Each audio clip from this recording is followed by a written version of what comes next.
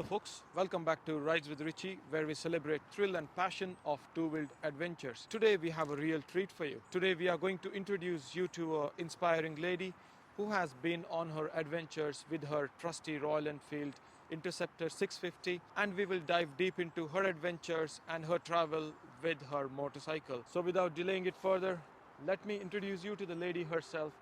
Her name is Fiona Corr, and this is her Interceptor 650. Hi Richie, thanks for having me here today. Thanks for coming here on such a short notice. I just notified her a couple of days back that that I have an interest in making this video, and will you be willing to come up to us and give us an interview? And she was more than willing to come. Absolute pleasure, I'm delighted to be here. Thank you. Thank you. And this man agreed to come as well, so we have him here as well. Yes. Isn't that a gorgeous bike? Oh, adventure duo right here, guys. So Fiona, like everybody names their horses and their motorcycles, have you named your motorcycle as well? And what is the name of it? I have. Because he's a good old boy, I have named him Zephyr. Zephyr. Zephyr. So in Greek mythology, Zephyr is one of the wind gods. So he is a god of the wind. And I can tell you that she flies like wind on that bike. And how many years have you owned Zephyr for? I bought him in 2019, November 2019. I received him actually. I ordered him in August, but because the color I wanted, which is black Mark II, wasn't available in Adair Sprockets and Hubs, the Royal Enfield dealership, which I bought him from. They didn't have the one I wanted in stock, so they ordered him from India. So it took 3 months to come over, 3 months of waiting, but it was so worth it. So, awesome. Yeah. He's same like me, so I came from India as well. That's true. Yeah. You didn't come in a crate though, I hope. No. I came in an aeroplane and sitting on my own seat, and he was in the what do you call it, undercarriage, I believe. Yeah, nice bike though. So Fiona, my next question for you would be, what made you get into motorcycles? Oh, okay. So my first boyfriend had a motorcycle, and I was a pillion passenger for many years. And we travelled around Ireland and part of England. I absolutely loved it. It was such a joy being a pillion. I had my own scooter, Suzuki 50, for a while when I was 19. And then for some reason, I guess, life gets in the way. And so on. I travelled though in 2017 to see my friends in San Francisco, and they had motorbikes, and they took me as a pillion down Highway 1 from San Francisco to Santa Cruz, and I had not been on the back of a bike in years, and that trip down that highway was the purest joy I had felt since I was a teenager. Just smelling the salty breeze from the Pacific Ocean, the smell of beef from the steakhouses, the redwood trees, the sap coming from it, the warm air, the California sunshine. It just, I was intoxicated. And I told my friends that when I go back to Ireland, I'm going to buy a motorcycle. And they laughed. They laughed and laughed. But here we are. And I did it. So in 2018, which was a couple of months after I came home from San Francisco, I booked lessons here actually with Two Wheel Training, who operate from Curraheen. And that's it then. I was hooked. So my first bike was a Honda 250, which was my training bike. Got me out on the road. I went as far as Connemara on the 250. It's not bad at all. It was a great little bike, great starter bike. But after about 6 to 9 months, I was getting a bit bored on it. It wasn't fast enough. Not that it wasn't fast enough, it wasn't powerful enough to get me out of danger, say, or even to try and pass a truck on a motorway. I couldn't do it on the 250. So I decided I needed something a bit more powerful, and I decided to do a lot of research for my next bike. So Fiona, what made you buy this Royal Enfield Interceptor 650? Yeah, so I've always loved the classic bikes, the classic looking bikes. I actually had calls to Adair, to Sprockets and Hubs, and I fell in love with the Bullet. It was the classic 350, and I loved that. But in practical terms, it wasn't going to be sufficient for what I wanted, I felt, which was to travel and go on some adventures around Ireland and France. France is a place I would still love to visit. So I did a lot of research as in looking up different bikes. I loved the Ducati Scrambler, which isn't a classic bike, but it looks lovely. I wanted a Triumph Street Twin. But as it so happens, this was late 2018, and Royal Enfield had just released to the market the Interceptor 650, which was good timing for me, because from my research, which was hours on YouTube, I'm a bit of a nerd when it comes to research. I just will spend hours and hours until I find the thing I want. But the comparisons between the Triumph Street Twin and the Royal Enfield were amazing. People were comparing them, they were taking them out on rides, and they were saying how good a bike this was. The pros is that the Royal Enfield 650 was a little bit lighter than the Triumph, which suits me. As a new rider, I felt it would suit me. It's also a 650, so not as powerful, but still powerful enough for a second bike. And more importantly, it was affordable. So this was considerably cheaper than the Triumph Street Twin. So I figured eventually I will get a Triumph, but for now the Royal Enfield will be perfect for me. I went down to Adair, spoke to Chris and Elaine there. By the way, they are so lovely, so helpful if you are interested. And I took it on a little test spin and loved it. So I'm riding it since November 2019. It's been everything I had hoped it would be, absolutely. And as she mentioned, Elaine and Chris in Adair, in Sprockets and Hubs, they're excellent. In case if you have time, if you're here in Ireland, go up there, take a test ride of one of these, and I'm telling you, you'll fall in love with it. Another thing is that I'm not trying to promote Royal Enfield at all over here. This is her ownership experience, which I want to bring it to you. So Fiona, can you please let us know where all have you been on this bike so far? As of last weekend, I have now been in all 32 counties in Ireland, so I'm really happy about that. I have done all the, well, not all of them yet, but I've done most of the beautiful spins, like the Wild Atlantic Way, the Ring of Beara, the Dingle Peninsula, the Connemara. The Copper Coast is beautiful, and the north of Ireland. Antrim Coast is spectacular. So, but there's still a lot of roads to explore yet. But yes, I've been in all the counties. The Midlands are surprisingly beautiful. So I've been exploring them a lot. Actually, that is thanks to the photo rally. The photo rally is a great initiative to get bikers out there exploring places that you would usually not go visit. You're going around back roads to find old castles, old monuments. So they have a website, irishphotorally.ie, which has really helped me to get out there on the roads too over the past 2 summers. We have a beautiful country. Yes, I must tell you guys, Ireland, I have been living here for 7 years, and the more you see, the more you get to see. This country is so pretty. You guys, whoever have been living here from your childhood, you're lucky, because this country is so beautiful that all people from all over the world come here spending thousands of euros just to give a glance, which is unbelievable. So Fiona, can you please tell us what are your plans for the future? Where are you going next on this motorcycle? What is your plan for your next adventure? Oh, well, I'll spend the rest of the summer in Ireland again, but I do hope to go to France. I think France is definitely the next goal for me, to explore it on the motorcycle. I do have this dream in the future that I would actually go to India, South America. What I did notice, I have done a lot of traveling myself anyway over the past 10-15 years, and one of the things that sparked me off to start motorcycling was how much more motorcycling there is done, especially in Asia and South America. Everyone hops on a motorbike, and I thought it's a great way to explore countries, to get off the beaten track rather than being in a tour bus or a car.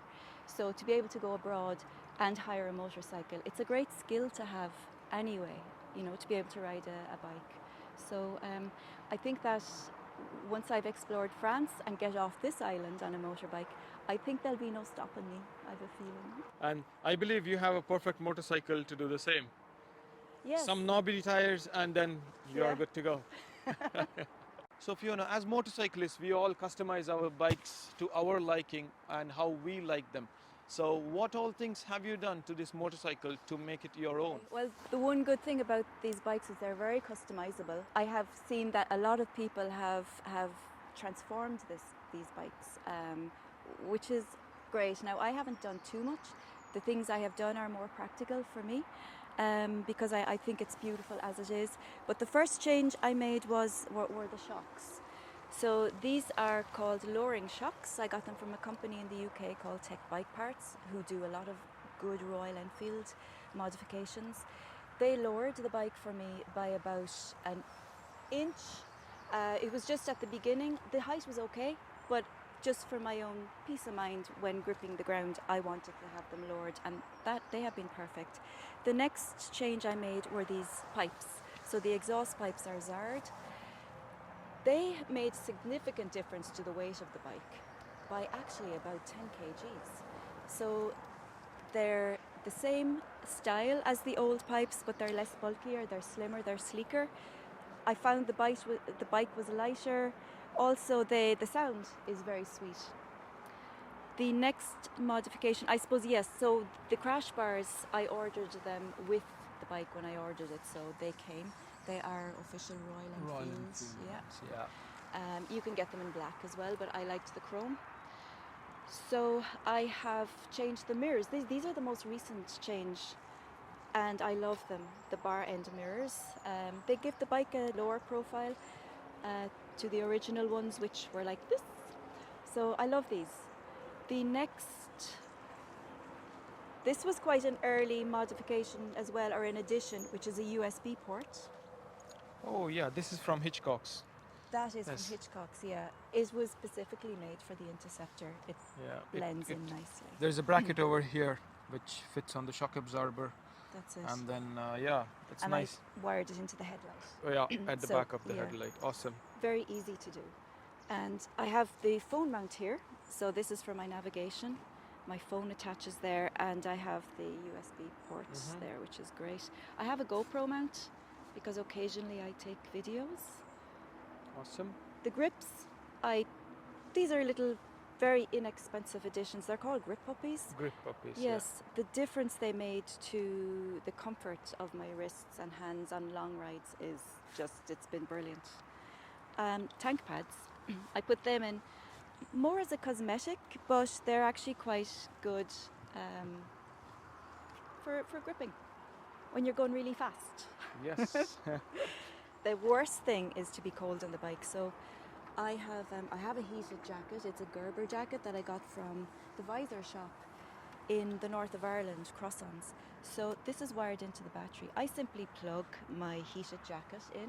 I wear the jacket underneath my gear, very snug. It's also attached to gloves, heated gloves.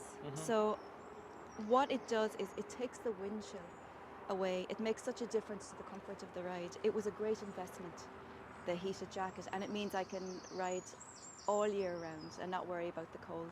The cold is the worst because it's not safe to be cold and tired. So when you're toasty, and that is amazing, it makes such a difference.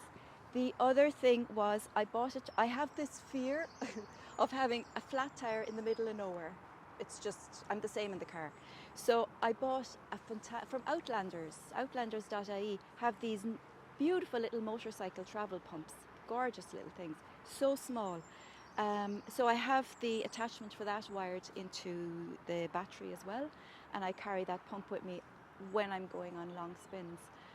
I also use it to pump up the tires at home as well. You know, it's a great addition. That was a good investment too. She said she made a few modifications and she gave us a whole list there. Everybody does that, isn't it? We all want to personalize our bikes and we have to do it.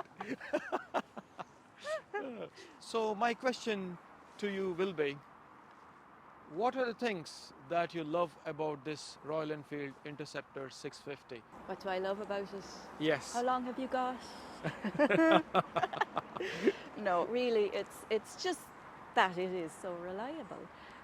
It's great fun. It's a joy to ride. It makes me smile. But I mean, motorcycling is a sensory experience anyway. You know, it just opens up all your senses, and it's joy. But this definitely there is something about the Interceptor that just makes every spin pure joy. I love too, I love the history behind it, and I loved the heritage of the Royal Enfield. I often am stopped by people actually asking me about it, and there's a lot of nostalgia around the Royal Enfield. On a petrol station, I had a man who was brought to tears because he didn't know Royal Enfield were still building bikes, and his father was in World War II and rode a Royal Enfield. So I love its rich history, and I love that they have brought back a bike and obviously have been so exquisite in the details of the bike and wanting to bring out a bike that does bring joy. I have read a few more reviews now since I've bought this bike, and it does seem to do the same thing. It just brings joy to everyone that has it. So that's what I love about the bike. The next question will be what you don't like about the bike and what are the few niggles which you have about the bike. Now, don't tell everything because Zephyr will be upset and he has to bring you home now, so be very careful. Don't listen. Block your ears. So at the beginning it definitely was the pipes, but I have them changed because they were heavy and bulkier. But the niggles, I think, it annoys me that the centre stand is a little bit awkward, and because the bike is still heavyish enough, I can't get it on the centre stand. Now I'm working on it and I've been taught a few tricks, thanks Richie, which may help me get that up on the centre stand, because these are things you need when you're oiling the chain or cleaning it yourself. So the centre stand is a strange one. The other thing, it's just a niggle, is the foot pegs here. So these foot pegs, they're in a very strange position, and you just need to be careful. It takes a bit of getting used to. I'm used to them now, but the position they're in is when you are manoeuvring or trying to manoeuvre the bike, they do catch you. They catch your shin, you know. Yeah. So I've had a few bruises from manoeuvring it and it banging off the foot peg. They do move, but they're not ideal. Having said that, it's only a small thing. It really is just a small little issue. There is nothing else really that I could say annoys me. She's really scared about Zephyr now because she has to go home. That's the reason she's not telling us anything. No, guys, in fairness, Royal Enfield, whoever owns them, they love them. And these two issues are, I believe, are highlighted in the internet anyways, about the foot pegs and the center stand. And I tried to put it on the center stand, and it is a bit difficult, all right. I believe my Super Tenere is easier than that to go on the center stand anyways. So Fiona, would you recommend this Royal Enfield Interceptor 650 to a person who is out there to buy their first bike or maybe a second bike? Yes, definitely. Now, it is a 650, so maybe for a first bike, for a new rider or a younger rider, there is a Royal Enfield Meteor 350, which is a beautiful looking classic bike, maybe more suitable as a first bike. But if for someone who's going back to riding after a few years maybe, this is a fantastic bike. It really depends on your preferences, maybe your confidence as well, you know, because this bike, it's not a rocket. It's a 650, but it isn't a rocket. It is classed as an A2 bike. So yes, I mean, somebody could find this as a perfect first bike. For me, it was a perfect second bike. But yeah, it really is a very forgiving bike on the road. It's easy. It still is powerful enough to get you out of trouble. I would recommend that anyone would do a test drive to go and see the Interceptors. If they want a Royal Enfield, to go and see the Interceptors or the other bikes. By no means we are trying to promote Royal Enfield over here. It looks like Royal Enfield is very close to her heart because it's her first kind of the big bike and the best bike what she has owned. And yeah, absolutely, you know, even as you all know that even I'm hunting for a classic motorcycle. You might get a gist of it what I'm hunting for now. Maybe this one. Okay, so we'll see. Stay tuned to the channel so that you know what I'm going to get next.